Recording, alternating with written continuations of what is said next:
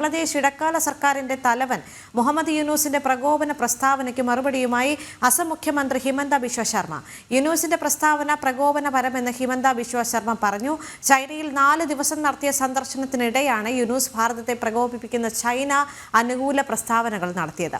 വടക്ക് കിഴക്കൻ സംസ്ഥാനങ്ങളിലേക്ക് ചൈനയ്ക്ക് കടന്നു കയറാൻ ബംഗ്ലാദേശ് സമുദ്രമേഖല ഉപയോഗിക്കാം എന്നായിരുന്നു യൂനൂസിന്റെ വാക്കുകൾ. വിശദാംശങ്ങളുമായി ഡൽഹിയിൽ നിന്ന് ഗൗതം അനന്ത നാരായണൻ ചേരുന്നുണ്ട്. ഗൗതം, ഈ വാർത്തയുടെ കൂടുതൽ വിശദാംശങ്ങൾ.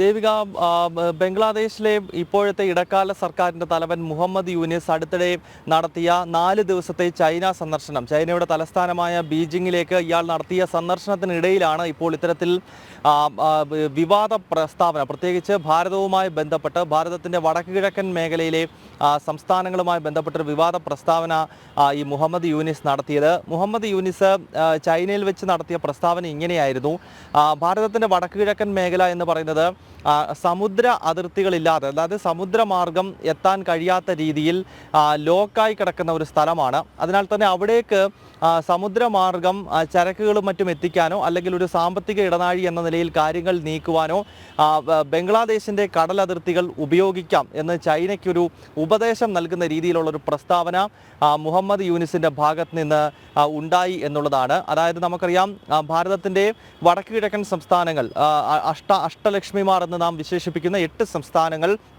അവിടേക്ക് ഏത് മാർഗം കടന്നു കയറാൻ പറ്റും എന്നതിനെപ്പറ്റി ചൈന ഗവേഷണം ചെയ്യുകയാണ്. വർഷങ്ങളായി തന്നെ അവിടെ അതിർത്തി പ്രശ്നങ്ങൾ നിലനിൽക്കുന്നുണ്ട്.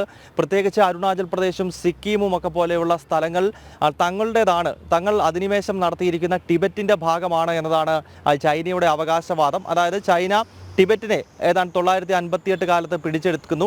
ആ ടിബറ്റിൻ്റെ ഭാഗമാണ് അരുണാചൽ പ്രദേശ്, സിക്കിം എന്നൊക്കെയാണ് ചൈന ഇപ്പോഴും പറഞ്ഞുകൊണ്ടിരിക്കുന്നത്. അതിനിടയിലാണ് ഈ മുഹമ്മദ് യൂനിസ് ചെന്നിട്ട് ചൈനയിൽ നിന്നുകൊണ്ട് പറയുന്നു, ഇന്ത്യയുടെ വടക്ക് കിഴക്കൻ മേഖലയിലേക്ക് ചൈനയ്ക്ക് കടന്ന് കയറണമെങ്കിൽ, അവിടേക്ക് സാമ്പത്തികമായി ഉൾപ്പെടെയുള്ള നിക്ഷേപങ്ങളോ ഒക്കെ നടത്തണമെങ്കിൽ ഞങ്ങളുടെ മാർഗങ്ങൾ ഉപയോഗിച്ചോളൂ. അതായത് ധാക്ക, ചിറ്റഗോങ് ഒക്കെ പോലെയുള്ള തുറമുഖങ്ങൾ ഉപയോഗപ്പെടുത്തിക്കൊണ്ട് ഭാരതത്തിൻ്റെ 7 സഹോദരിമാർ എന്നാണ് മുഹമ്മദ് യൂനിസ് പറയുന്നത്. അതായത് വടക്ക് കിഴക്കൻ മേഖലയിൽ നേരത്തെ 7 സഹോദരിമാരെന്ന് കോൺഗ്രസിൻ്റെയൊക്കെ കാലത്ത് വിളിച്ചിരുന്നതാണ്. പക്ഷേ നരേന്ദ്രമോദി സർക്കാർ വന്നതോടെ അത് അഷ്ടലക്ഷ്മിമാർ എന്നാണ് നമ്മൾ പറയുന്നത്. സിക്കിമിനെയും നമ്മളിപ്പോൾ വടക്ക് കിഴക്കൻ സ്റ്റേറ്റുകളുടെ കൂടെയാണ് ഉൾപ്പെടുത്തുന്നത്. എന്തായാലും ഈ മുഹമ്മദ് യൂനിസ് 7 സഹോദരിമാരെന്ന പദമാണ് അവിടെ ഉപയോഗിച്ചിരിക്കുന്നത്.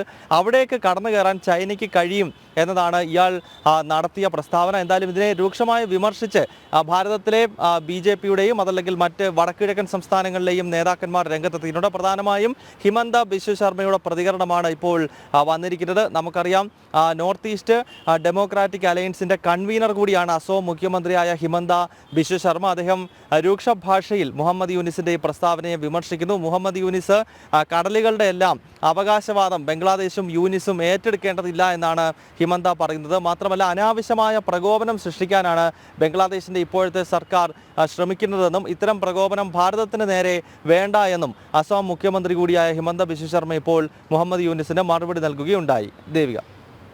ശരി ഗൗതം.